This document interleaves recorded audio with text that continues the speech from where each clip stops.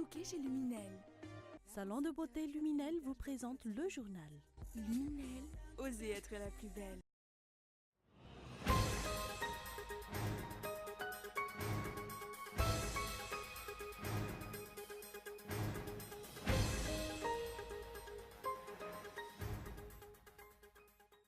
Le cyclone Enao traverse le pays du nord au sud. La province d'Antananarive se trouve en alerte rouge. Le dernier bilan fait état de 5 morts, 4 blessés et près de 500 personnes déplacées. L'État malgache n'a pas de budget pour faire face au cyclone Enao. Voilà en gros ce qu'a affirmé le Premier ministre ce jour.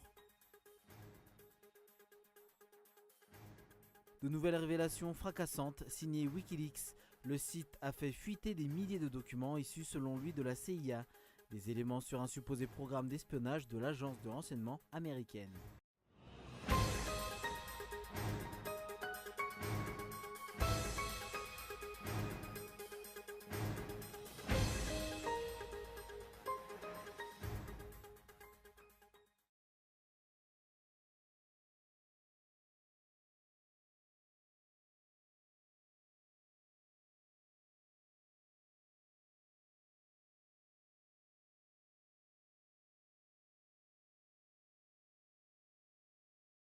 Bonsoir à tous, bienvenue dans cette nouvelle édition du journal en version française sur Cool TV. Dans l'actualité ce soir, le cyclone Enao traverse le pays du nord au sud. La province d'Antananarive se trouve en alerte rouge. Le dernier bilan fait état de 5 morts, 4 blessés et près de 500 personnes déplacées. Mais son passage dans la grande île risque d'affecter près de 700 000 personnes. Reportage.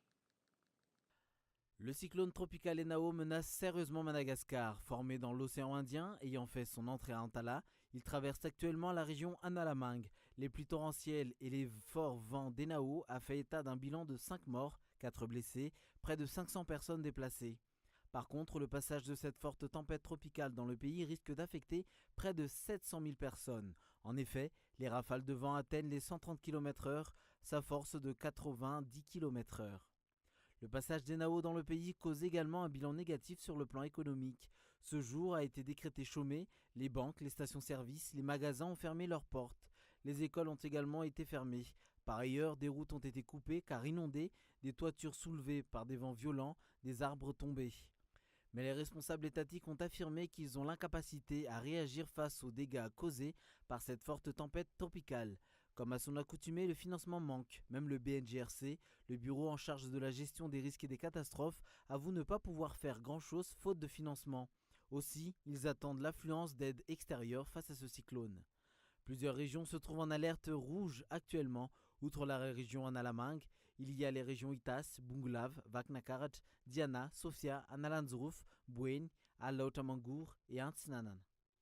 L'État malgache n'a pas de budget pour faire face au cyclone Enao. Voilà en gros ce qu'a affirmé le Premier ministre ce jour. L'État est comme toujours en attente des aides étrangères.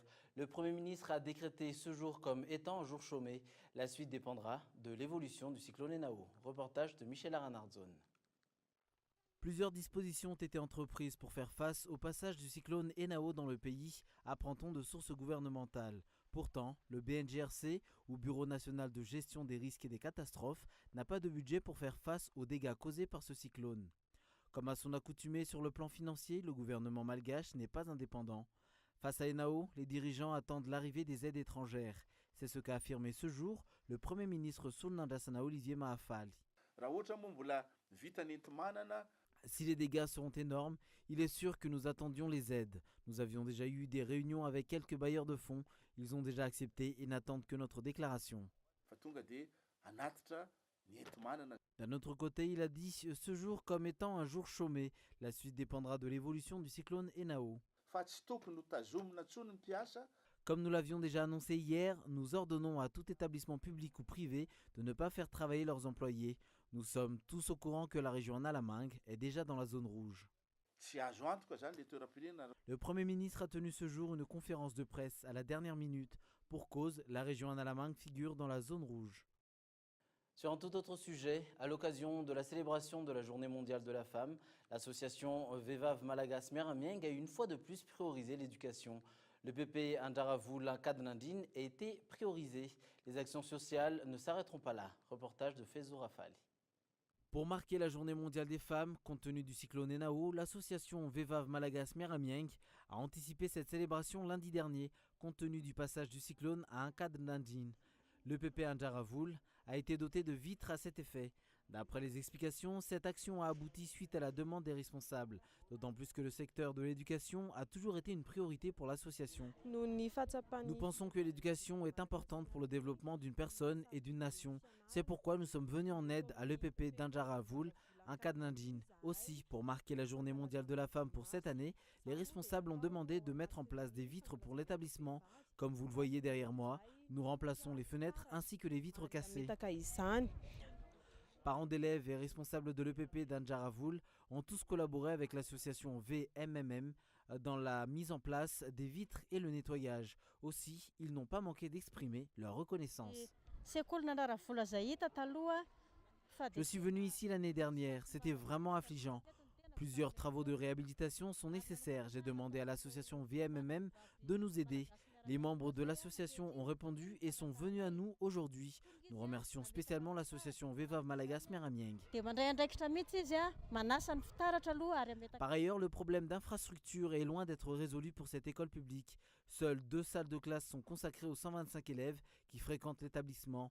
Les responsables sont également contraints d'emprunter ou louer des livres pour enseigner les classes d'examen.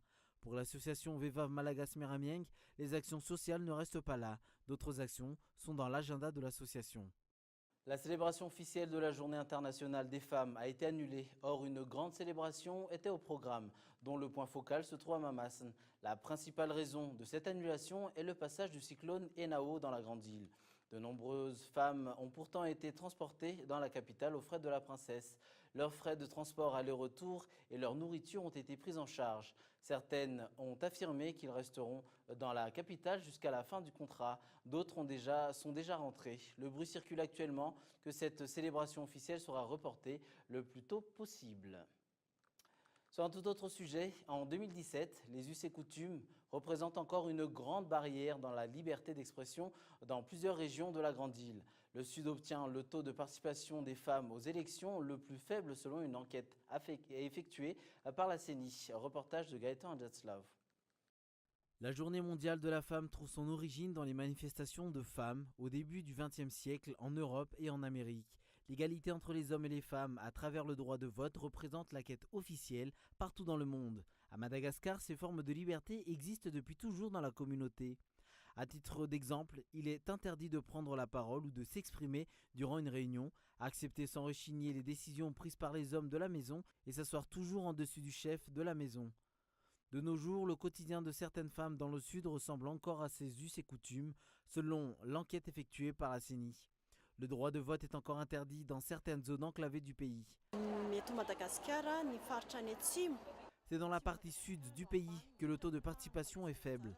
Nous profitons de la célébration de cette journée de la femme pour sensibiliser les femmes à participer activement durant les prochaines élections. La place de la femme au sein de la société est encore ancrée dans l'esprit de la communauté malagasse. L'évolution des nouvelles technologies a permis aux femmes d'obtenir leurs droits. En 1977, les Nations Unies ont déclaré officiellement le 8 mars, Journée mondiale des femmes. À Madagascar, les femmes jouissent pleinement de leurs droits, surtout celle de la liberté d'expression. Dans l'actualité internationale, on en vient à cette question. La CIA peut-elle transformer votre télévision en appareil d'écoute, voire prendre le contrôle à distance de votre véhicule? À en croire les dernières révélations de Wikileaks, sans aucun doute, le site fondé par Julian Assange vient de faire fuiter près de 9000 documents présentés comme issus de l'agence du renseignement américain. Reportage de France 24. Un ordinateur, un téléphone ou même un téléviseur dernier cri. Ces objets du quotidien, la CIA les utiliserait pour en faire des appareils d'écoute. En publiant près de 9000 documents, le site Wikileaks révèle quelques-unes des méthodes de l'agence de renseignement américaine. Par exemple, avec un smartphone, lorsqu'on télécharge une application. Ils utilisent les portails d'applications dans lesquels ils placent des logiciels malveillants. Une fois l'application téléchargée, le mal est fait, même si vous avez pris toutes les précautions pour protéger votre téléphone. Les documents décrivent plusieurs équipes de hackers spécialisées dans la fabrication de logiciels malveillants, sous forme de virus ou de cheval de Troie notamment. Il existerait 1 millier de ces logiciels. Interrogé sur la question, le président de la commission parlementaire chargée de surveiller les agences de renseignement a fait part de ses interrogations. Ces révélations sont à prendre très au sérieux. Je ne peux pas vous en dire plus pour l'instant. Nous sommes très préoccupés et nous allons suivre le dossier de très près. Plusieurs experts assurent que ces documents sont authentiques, auquel cas ce serait la plus grande fuite de documents sur les activités du renseignement américain depuis l'affaire Snowden en 2013. De son côté, la CIA n'a souhaité faire aucun commentaire. L'actualité en France, c'est cette campagne qui s'accélère à 46 jours du premier tour de la présidentielle.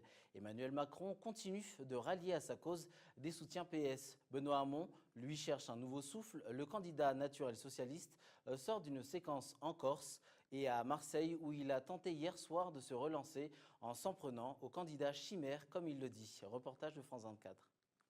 En meeting à Marseille mardi soir, Benoît Hamon, candidat du Parti socialiste, n'a pas retenu ses coups contre ses adversaires. S'il a jugé François Fillon indigne, c'est surtout Emmanuel Macron qui en a pris pour son grade. Emmanuel Macron, c'est le candidat chimère. La chimère telle que décrite par Homère. Un lion devant, un dragon derrière, une chèvre au milieu. Qui est Emmanuel Macron? Qui est Emmanuel Macron? Sur le plateau des 4 vérités de France 2, Emmanuel Macron lui a répondu ce mercredi matin. Benoît Hamon démontre, comme François Fillon hier soir dans son meeting, ce qu'est être un candidat anti-système. C'est quand tout le système, justement, se met d'accord pour l'invectiver.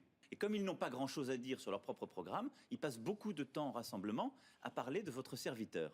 Crédité de 14 à 16% d'intention de vote dans les sondages, 10 points derrière le candidat d'En Marche, Benoît Hamon est confronté au doute, voire à la défection de plusieurs personnalités de son parti politique. Claude Barthelone, Patrick Caner et dernier en date, Bertrand Delanoë. Le positionnement de Benoît Hamon comme candidat du Parti socialiste à la gauche de la gauche m'amène, après avoir lu le programme d'Emmanuel Macron, à penser qu'il faut donner le maximum de force au premier tour au candidat qui peut battre Madame Le Pen. Décroché dans les sondages, engagé dans un mano à mano qui pourrait s'avérer désastreux pour la gauche avec Jean-Luc Mélenchon, Benoît Hamon sera peut-être la grande victime du vote utile. Avant de refermer ce journal, voici un rappel des titres. Le cyclone Enao traverse le pays du nord au sud. La province d'Antananarive se trouve en alerte rouge. Le dernier bilan fait état de 5 morts, 4 blessés et près de 500 personnes déplacées. L'État malgache n'a pas de budget pour faire face au cyclone Enao. Voilà en gros ce qu'a affirmé le Premier ministre ce jour. Et enfin, de nouvelles révélations fracassantes signées Wikileaks. Le site a fait fuiter des milliers de documents issus selon lui de la CIA, des éléments sur un supposé programme d'espionnage de l'agence de renseignement américaine. Voilà qui referme ce journal. Prochain rendez-vous avec l'information demain à 20h45 sur Cool TV bien sûr. Bonne soirée et au revoir.